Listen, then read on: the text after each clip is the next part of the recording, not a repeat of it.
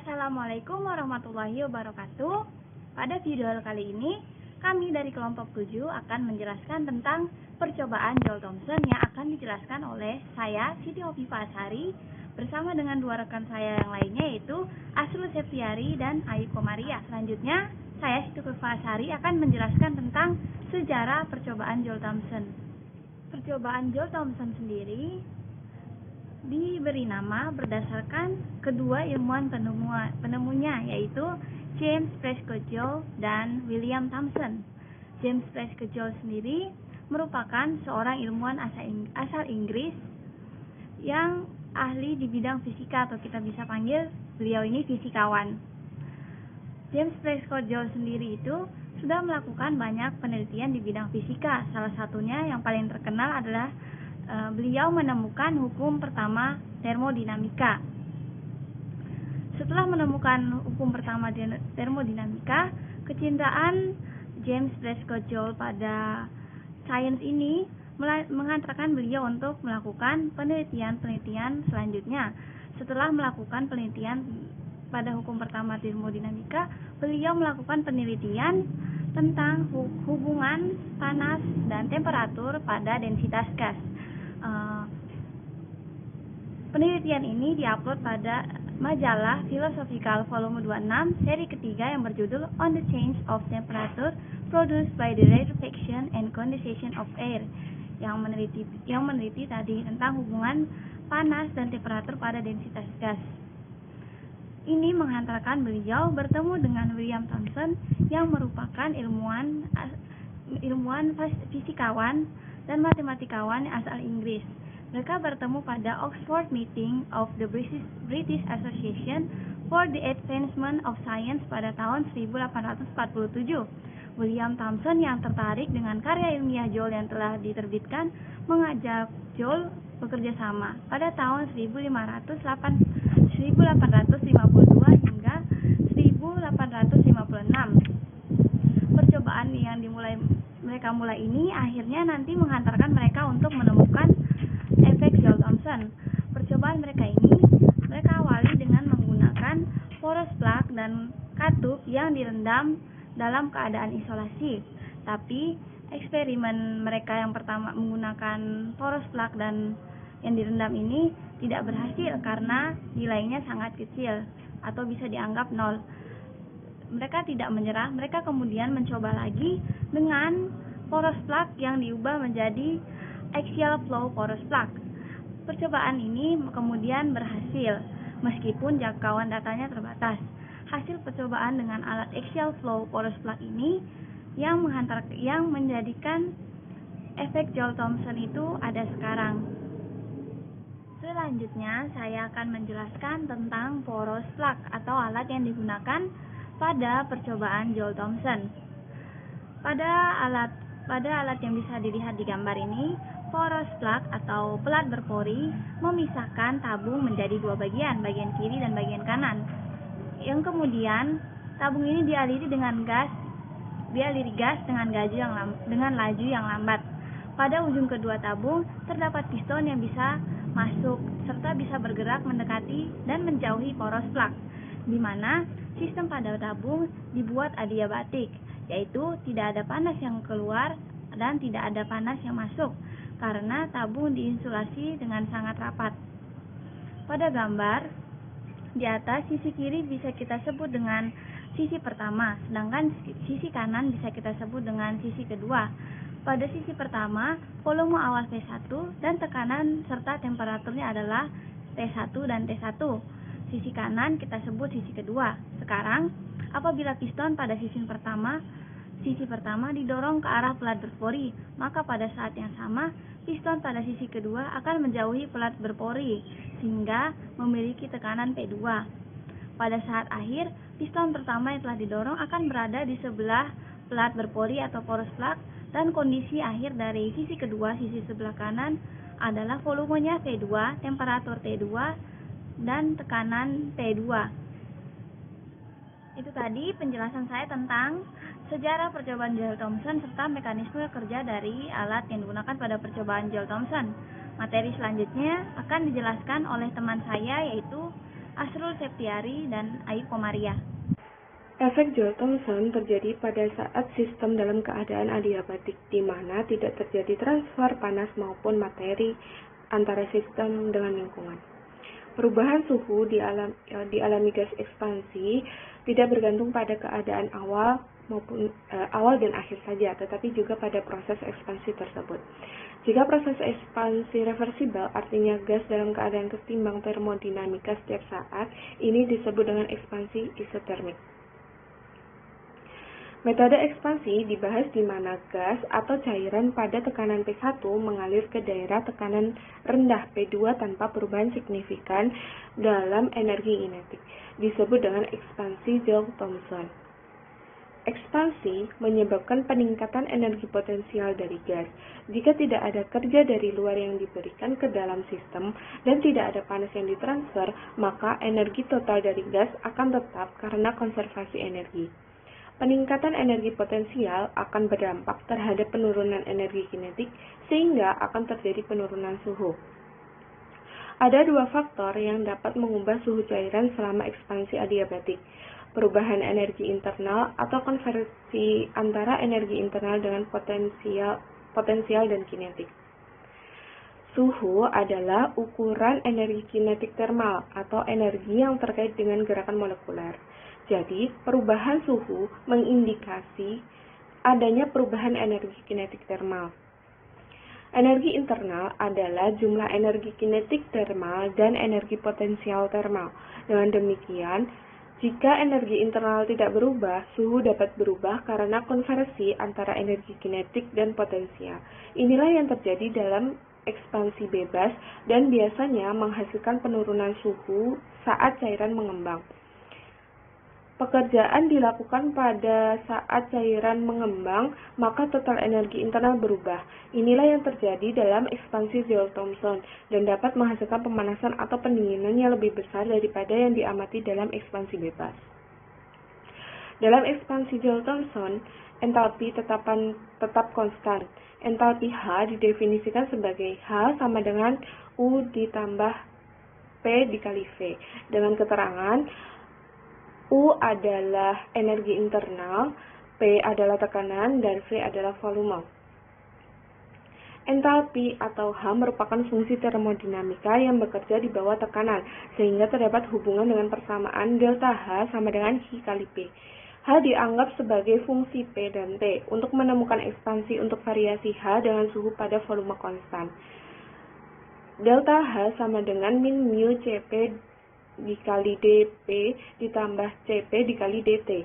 Jika PV meningkat dengan H konstan, lalu U harus menurun akibat free day yang bekerja di sekitarnya.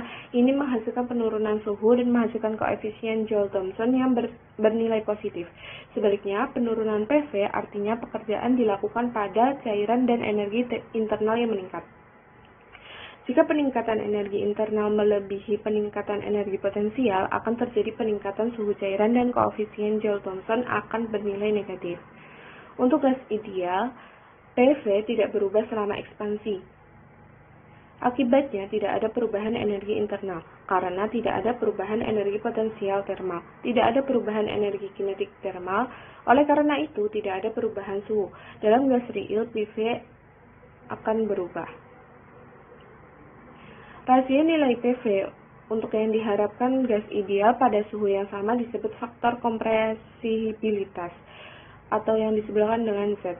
Untuk gas ini biasanya kurang dari 1 pada suhu rendah dan lebih besar daripada suhu tinggi. Pada tekanan rendah, nilai Z selalu bergerak menuju kesatuan saat gas mengembang.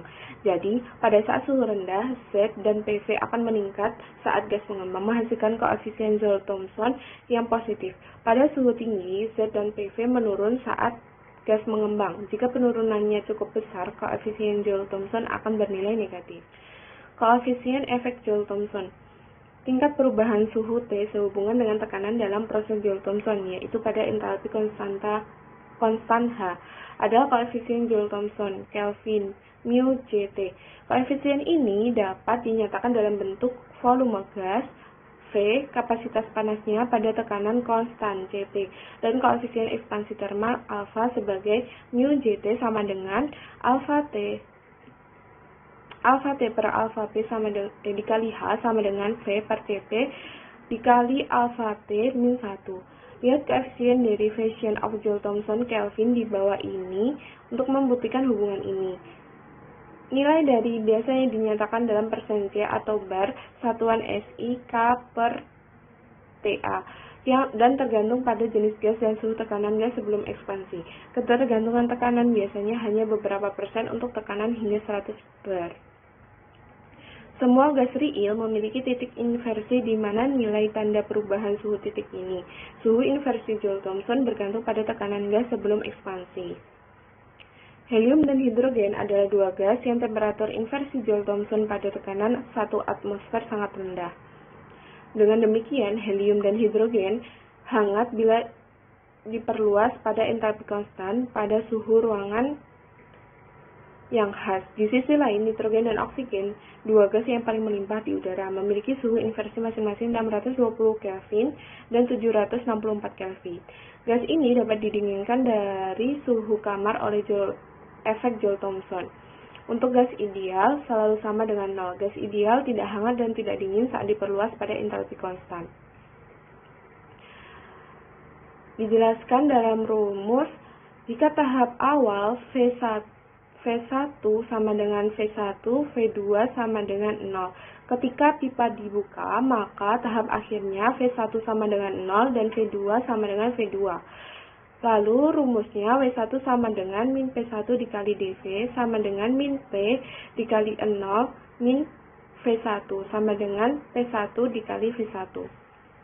W2 sama dengan min P2 dikali dV. W2 sama dengan min P2 dikali dV sama dengan min P dikali V2 dikurangi 0 sama dengan min P2 dikali V2. W total sama dengan W1 ditambah W2 sama dengan P1 V1 dikurangi P2 V2. Delta U sama dengan H tambah W. Karena sistem berlangsung pada kondisi adiabatik, maka H sama dengan 0, sehingga delta U sama dengan W. U2 dikurangi U1 sama dengan W total. U2 dikurangi U1 sama dengan P1 dikali V1 dikurangi P2 dikali V2.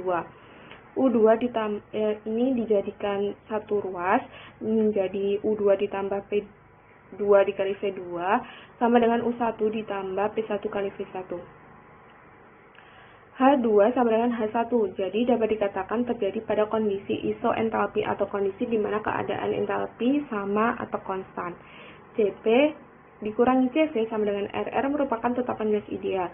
Suatu sistem yang mengalami perubahan suhu pada tekanan tetap akan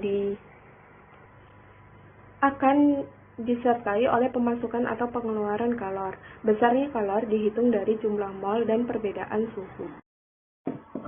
Oke, di sini Ayla akan melanjutkan pembahasan yang terakhir adalah aplikasi penerapan efek Joule-Thomson itu gimana gitu kan. Nah, sebenarnya pada teknologi efek Joule-Thomson terletak pada penerapan pendingin atau pencairan gas gitu. Jadi pendingin Linde itu akan bekerja berdasarkan prinsip gas di mana mendingini di bawah suhu inversinya. Itu dilakukan selama pemuaian. Oleh karena itu sangat penting untuk mengetahui pada kondisi di mana itu kondisinya harus positif. Ketika gas pendingin disirkulasi ulang dan karena penurunan tekanan yang cukup besar, maka suhu turun di bawah kondisi dan bentuk cair. Nah, itu akibatnya kan. Jadi mesin pendingin Joule-Thomson itu biasanya digunakan dalam aplikasi medis, seperti alat penyimpanan spesimen biomedis dan cryosurgery. Nah, dimana sebagai alat cryosurgery itu mesin pendingin Joule-Thomson ini harus memiliki kisaran temperatur yang besar maupun mencapai 120 Kelvin. Biasanya kan gitu ya. Itu fungsinya untuk apa? Itu fungsinya agar jaringan kanker yang menginfeksi bagian tubuh dapat dimatikan. Jadi efek Joule-Thomson itu biasanya juga digunakan dalam industri migas untuk dijadikan tolak ukur pada proses pencairan gas itu. Nah, di mana proses pencairan gas ini dilakukan karena akibat dari tekanan pada temperatur yang kritis sehingga mengakibatkan gas tersebut membentuk kristal. Kristalnya itu seperti es batu ya. Nah, biasanya disebut sebagai gas hidrat. Di mana proses pencairan gas ini lah yang disebut efek Joule-Thomson. Di mana efek Joule-Thomson ini sebagai penolong suatu kompresor di mana gas pertama kali ditekan pada tekanan yang tinggi, kemudian dilepas pada pengembangan bebas. Nah, di mana gas yang telah mengalami penurunan suhu akan dialirkan ke dalam kompresor dan proses dapat diulang kembali hingga mencapai suhu yang akan dialirkan ke dalam hingga mencapai suhu yang cukup rendah sehingga pada pengembangan atau ekspansi dihasilkan cairan sebagai akibat terjadinya proses kondensor. Nah, aplikasi penerapan pengurangan efek Joule ini juga diterapkan pada alat rumah tangga. Itu contoh sehari-harinya ya, seperti kompresor, kulkas, itu juga termasuk efek Joule-Thomson karena pendinginan kan seperti yang saya bahas di awal. Dan pompa angin juga itu termasuk efek Joule-Thomson karena ada alat rumah tangga itu terdapat pada penerapannya, yaitu gas dimasukkan dalam satu tabung diabatik dan dimambatkan. Nah, terus yang terakhir itu ada rumus sama contoh soal.